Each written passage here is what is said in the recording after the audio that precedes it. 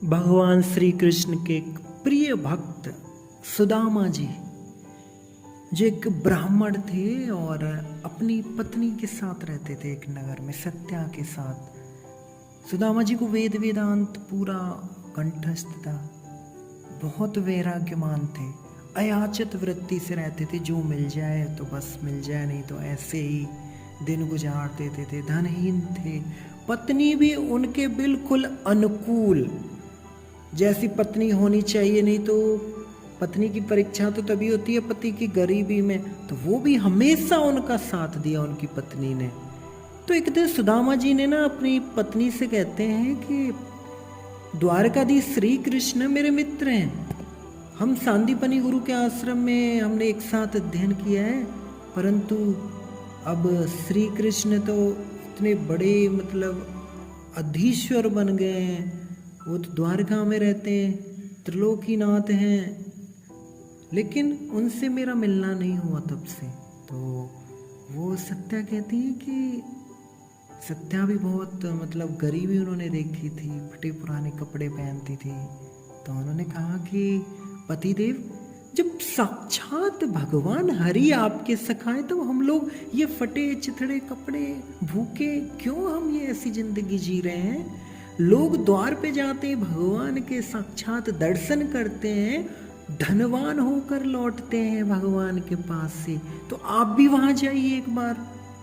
सुदामा जी कहते हैं, सत्या, मैं सबको सिखाता हूं कि भगवान की भक्ति निष्काम भाव से करनी चाहिए। आज तुम मुझे सिखा रही हो प्रिय है, तुम एक विद्वान ब्राह्मण को मांग कर धन प्राप्त करने का ऐसा उपदेश कर रही हो। सत्या कहती है कि आपके सखा साक्षात लक्ष्मीपति हैं और यहाँ से तो वो दूर भी नहीं है, आप उनके पास जाइए, वो जरूर हमारा दुख दूर कर देंगे। देखो, दुख दरिद्रता भोगते भोगते ना हमारी सारी उम्र बीत गई है। तो आपके जो मित्र हैं, कृपानिधि हैं, दाता हैं, तो ऐसे मित्र हैं, तो ऐसे मित्र वो आपकी जरूर मदद करेंगे। सुदामा जी ने कहा कि विधाता ने जो भाग्य में लिख दिया है वो तो होगा ही प्रिय, जाने आने से तो क्या रहा है ना। अब ऐसा करो, घर में रह के ही भगवान का ध्यान करना ठीक है। अब देखो, जिनके दरवाजे पे देवता गंधर्व किन्नर बिना उनकी आज्ञा से प्रवेश नहीं कर सकते, वहां मुझ जैसे ऐसे दीन गरीब भिखारी को कौन वहां पे पूछेगा। सत्य कहती है कि ये ठीक है, ये सत्य है कि उनकी आज्ञा के बिना कोई देवता गंधर्व किन्नर अंदर नहीं जा सकते, परंतु भगवान जो है वो अंतर्यामी है। वे देखना, कोई ना कोई अपना दूत भेज के आपको अंदर बुला लेंगे स्वामी।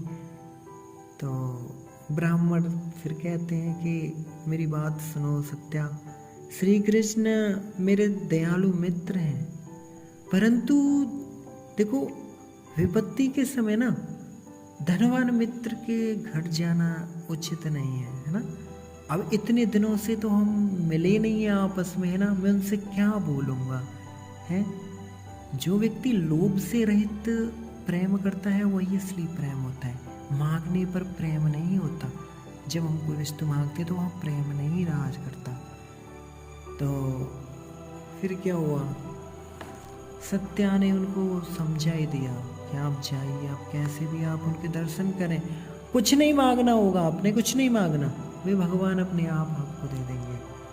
तो देखो, सुदामा जी की पत्नी ने समझा दिया। फिर क्या हुआ,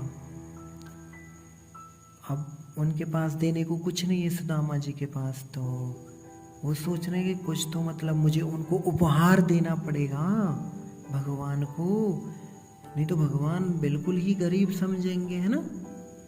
अब कुछ देने को तो ऐसा है नहीं, गरीब है, वो तो ऐसे ही लज्जित हो रहे थे कि कैसे जाऊं।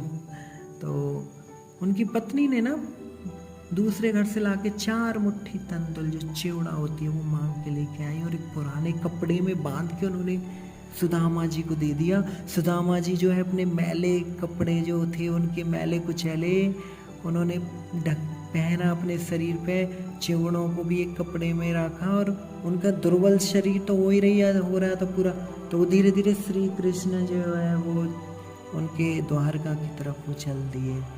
वहाँ पे क्या हुआ, उन्होंने नौका से समुद्र पार करके सोने जैसी विचित्र द्वारकापुरी के दर्शन किए। उस पुरी में बंधुओं पताकाएं फहरा रही थी, कतार कतार, एकदम कतार कतार में इतने बड़े बड़े भवन, इतने दुर्ग और इतने मतलब बलवान जो थे यादव वीर उनकी मतलब रक्षा कर रहे थे। तो वहाँ पे 4 सड़कें थी। तो ब्राह्मण ने श्री कृष्ण की जो द्वारकापुरी है सुदामा जी से, वहाँ के लोगों से उन्होंने पूछा कि श्री कृष्ण का भवन कौन सा है। तो वहाँ पे द्वारकापुरी के रक्षकों ने कहा कि सभी भवनों में श्री कृष्ण है। तो वो सुदामा जी जो है वो किसी एक भवन में घुस गए और अंदर जाके देखा कि पलंग पे श्री कृष्ण विराजमान है। उन्हें देख के ना सुदामा जी को एकदम ब्रह्मानंद की प्राप्ति हो गई भगवान के दर्शन करके। अब तो जब अपने सखा सुदामा जी को आया देख के, श्री कृष्ण से अचानक ही उठ पड़े हुए। उन्होंने दौड़ के ना जो है सुदामा जी को अपने बाहु पास में बांध के हृदय से लगा लिया। आनंद के आंसू श्री कृष्ण की आंखों से बह रहे हैं। उन्होंने क्या किया, सोने से भरे हुए पात्रों से जल थे, उनसे दोनों चरणों को सुदामा जी को धोया। वो जल को उन्होंने अपने मस्तक पे धारण किया। श्री कृष्ण ने सुदामा जी के चरणों के जल को बहुत सुंदर उन्होंने अपने पलंग पे बिठाया। फिर उनको गंध, चंदन, कुंकुम, दीप, अगरबत्तियों से, अनेक व्यंजनों से उनकी पूजा की। वहां पे ना मित्रविंदा जी जो श्री कृष्ण की पटरानियां हैं, वो मुस्कुराते हुए ना सुदामा जी की पंखों से जो है सेवा कर रही हैं। श्री कृष्ण की पटरानियां तो सारे देख के हंसने लगी। ब्राह्मण को इतना मतलब उनकी पूजा हो रही है। वो सोचते हैं कि इस भिखारी ने ऐसी कौन सी तपस्या की है जिससे स्वयं त्रिलोकी के नाथ जो है एक बड़े भाई की तरह इनका आदर सत्कार कर रहे हैं। इसके बाद थोड़ी देर बाद श्री कृष्ण और सुदामा जी जो है वो अपने बचपन की बातें याद करने लगे। अपने गुरु, जब वो गुरु जी के आश्रम में रहते थे, श्री कृष्ण कहते हैं कि सुदामा, हम दोनों ने साथ रह के ना बहुत सारी विद्याओं का अध्ययन किया। इसके बाद जब हमारी पढ़ाई कंप्लीट हो गई तो इसके बाद तो हमारा मिलना नहीं हुआ है। मैं तो जरासंध के डर से द्वारका से इधर चला आया, और तुम कहाँ रहते हो मुझे बताओ।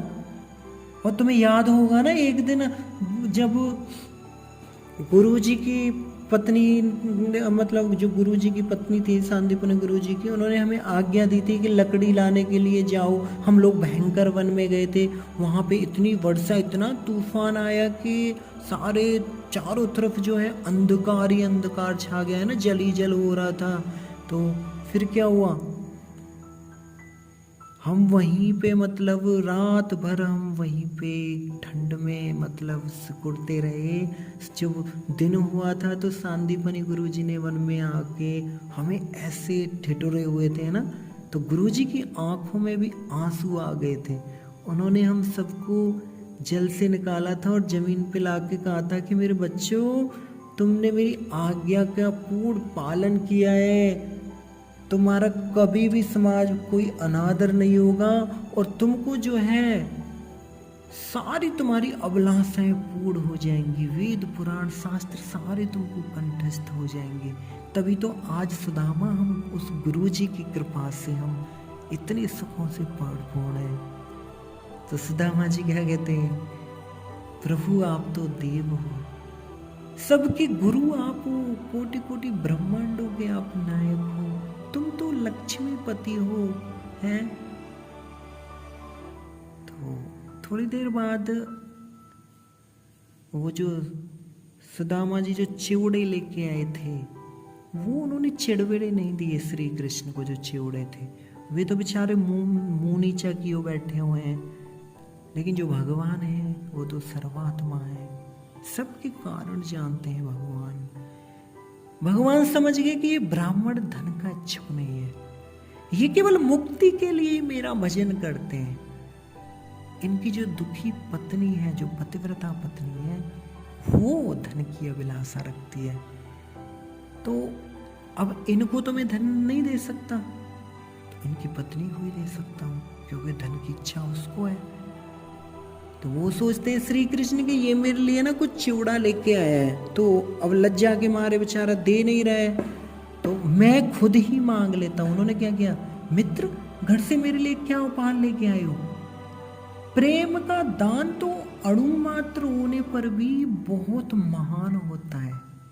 अगर आप प्रेम में अगर आप थोड़ी सी वस्तु भी अगर आप किसी को देते हो तो वो भी बहुत महान होती है।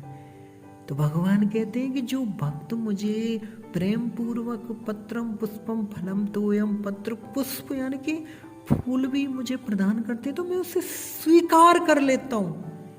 है भक्ति के द्वारा अगर जो कोई भी पदार्थ मुझे देता है मैं बड़े आदर के साथ उसका भोग लगा लेता हूँ। तो उन्होंने क्या किया, ब्राह्मण का जो सुदामा जी का जो चिवड़े का जो थैला था वो उन्होंने ले लिया और कहते हैं प्रभु के सुदामा ये तो तुम मेरे लिए बहुत मतलब सुंदर वो लेके आए हो वस्तु जो थी। तो बाद में जो भगवान थे उन्होंने सुदामा जी का बहुत मतलब जो है वो जो चिवड़ा लेके आए थे वो बड़ा उन्होंने प्रेम से जो है वो ग्रहण किया। बाद में जब सुदामा जी गए, जब वापस जा रहे सुदामा जी तो उन्होंने वहाँ पे देखा जो जिस रास्ते से तो वो आए थे अपने गांव की तरफ जहाँ पे उनका जो निवास था, सामने देखा तो वहाँ पे बहुत मतलब इतना स्ट्रक्चर वहाँ पे चेंज हो गया था पूरा। वहाँ पे जो वहाँ पे अपना घर था पहले, आज वहाँ पे बड़ी बड़ी बिल्डिंगें खड़ी हुई थी, बड़ी महल जैसे, यानी दूसरी सोने की द्वारकापुरी जैसे श्री कृष्ण की थी, ऐसे ही वहाँ पे साक्षात एक दूसरी द्वारकापुरी उनको वहाँ पे लगी। वो सोचते हैं मैं कौन सी जगह पे आ गया, लेकिन जब वहाँ पे दास दासियाँ जो हैं आई, उन्होंने कहा कि ये सब आपका ही है, तब वहाँ पे सुदामा जी को तब भी विश्वास नहीं हुआ कि ये मतलब मैं कहाँ पे आ गया।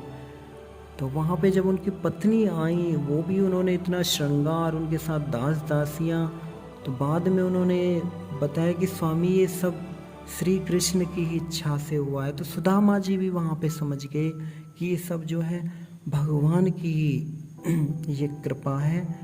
तो बहुत जो सुंदर जो है ये सुदामा जी का चरित्र, अगर कोई भी व्यक्ति अगर इसको श्रवण करता है तो भगवान की जो है उसको विशेष कृपा प्राप्त होती है।